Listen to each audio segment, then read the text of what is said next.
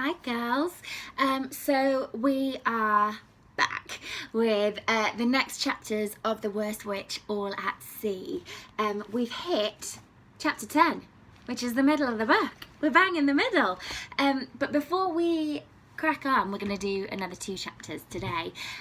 Something really magical and wonderful has happened, and Jill Murphy, the author and writer of our beautiful, brilliant books, has sent us a copy of The Worst Witch, the last one in the series, first prize for The Worst Witch, and which I think means that we'll probably have to read all the books to get to that one. But she's also sent us a letter to say thank you for all your lovely reading aloud of my books about Mildred and co.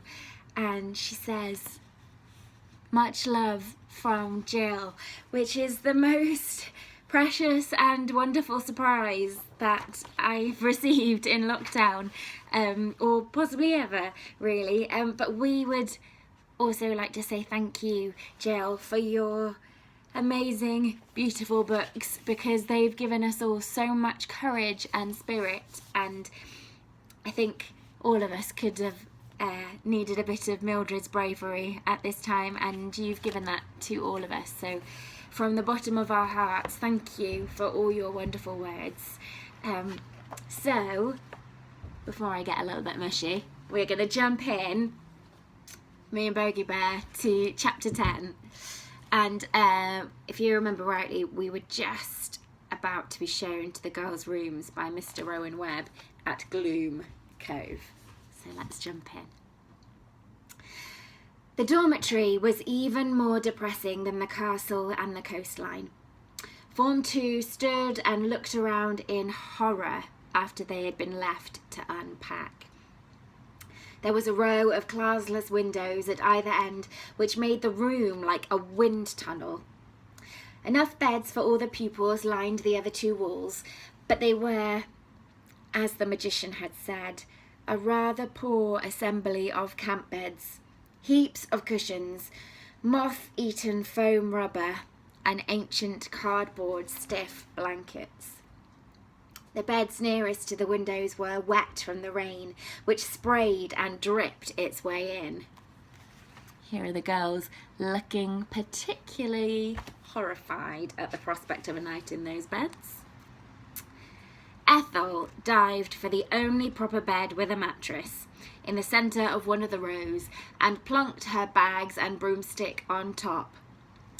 "Bag's eye this one," she announced. "Ugh, what a dump. Thanks for the holiday, Mildred Hubble. It's going to be a laugh a minute. At least the academy will seem like a real holiday camp after a week in this place." Mildred didn't reply, as the entire form was now scrambling for the best selection of beds. "Come on, Mill," called Enid, diving onto what looked like an old hospital trolley. "There's a camp bed next to mine with 2 blankets on." "No, there isn't," exclaimed Drusilla, a friend of Ethel, who barged Mildred out the way and slammed her belongings onto the camp bed with such force that it collapsed to the floor. Here's Ethel, looking particularly pleased with herself at getting that bed. Oh, and Mildred's looking particularly sad. Oh dear. Mildred saw that the only place left was the worst one of all. A woven rush mat with a mildew-covered sleeping bag laid directly underneath the window. "Thanks for trying, Enid," said Mildred, arranging her suitcase and broom against the wall and sitting down on the mat with the cat basket hugged to her chest. Here she is. Oh gosh. All the other members of Form 2 were busily letting out their cats for a stroll and a stretch, and the room was suddenly full of black cats meowing and entwining themselves round their owner's legs. "Aren't you going to give Ebony some exercise?" asked Maud from her position 4 beds away as she cuddled her own cat, Midnight. Mildred shot to her feet. I think I'm going to take him to Miss Hardbroom, she said, just in case he really is ill after making all that noise on the way here. And before anyone else could comment on the matter, she seized the basket and rushed out of the room. Outside in the dark corridor, she stopped to contemplate what she was going to do with Tabby, now that they were all stuck in the same dormitory. If Ethel or Drusilla or anyone except Maude and Enid found out that she had defied the headmistress to bring Tabby, she would be in serious trouble. As she stood and looked out of the window at the cove far below, she saw a boat bobbing up and down, attached to a small breakwater, and a plan dawned in her mind like the thin shaft of sunlight which pierced the inky clouds above the castle. "Come on, Tab," she whispered. "You're not going to like this, but it's the only solution." Here's the boat, bobbing up and down in the waves. What do we think her plan's going to be? We'll find out, because we've hit chapter 11.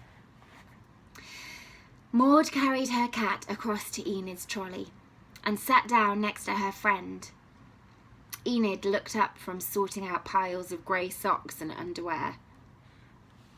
"Mildred's up to something," said Maude darkly. "I just know it." "Well, I wish she'd let us in on the secret," said Enid crossly. "She's been really strange for weeks, sort of vague and not quite with it." Here's Maude, looking a little bit worried. A shriek of laughter rang out from Ethel, who had overheard. "Do forgive me for stating the obvious, Maude," she said, "but Mildred Hubble is permanently vague and not quite with it. If I were you, I'd start worrying if she was suddenly alert and getting an A+ for everything." There she is. Oh, she's such a meanie. "Oh, do stop it, Ethel," said Maude. "No wonder Mildred gets in such a state with the likes of you hurling insults at her all the time. Anyway, you shouldn't be eavesdropping on other people's conversations. It's not right. Come on, Enid. Let's move up to the other end so no one can hear us."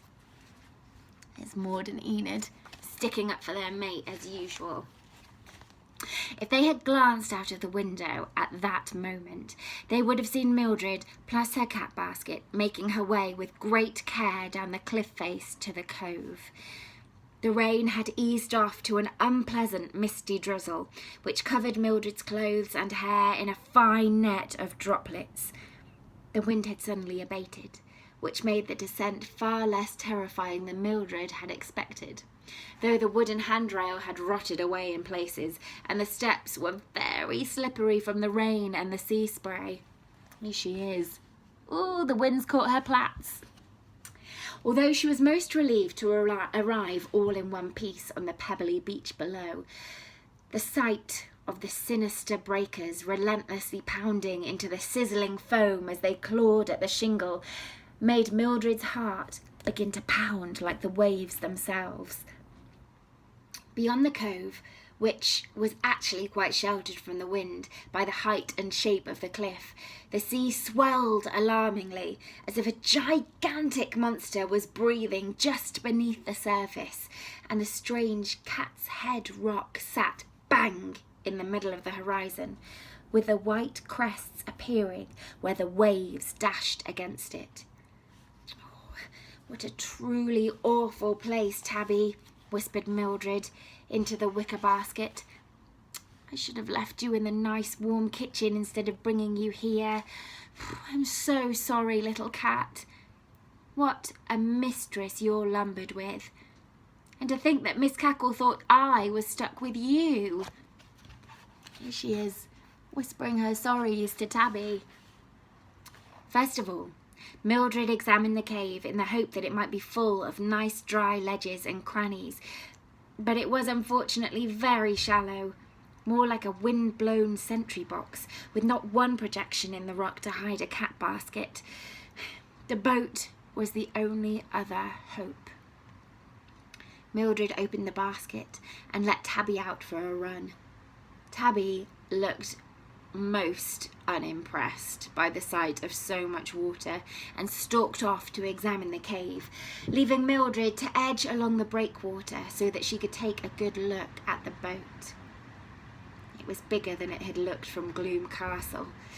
There were 2 benches for rowers to sit on, and at one end was a little cabin with a tiny door and a window. A pair of oars was neatly lashed to the inside of the boat. Here she is, climbing into the boat. And there was a lifebelt on the side of the cabin, which made Mildred feel a little less panic-stricken. Very carefully, Mildred lowered herself into the boat, which rolled alarmingly until she found her balance. She opened the door into the cabin and squeezed herself inside. It was surprisingly snug. The rhythmic movement of the waves and the muffled slapping of the water even felt quite soothing after the howling wind and rain. It really did seem the perfect place to hide a striped cat who shouldn't have come on holiday in the first place. Here she is, looking very happy at finding a safe place. And that's the end of our 2 chapters. But don't worry, we'll be back with the next lot very, very soon. So thank you always. Thank you for listening. And I'll speak to you very soon. Lots of love, girls. God bless.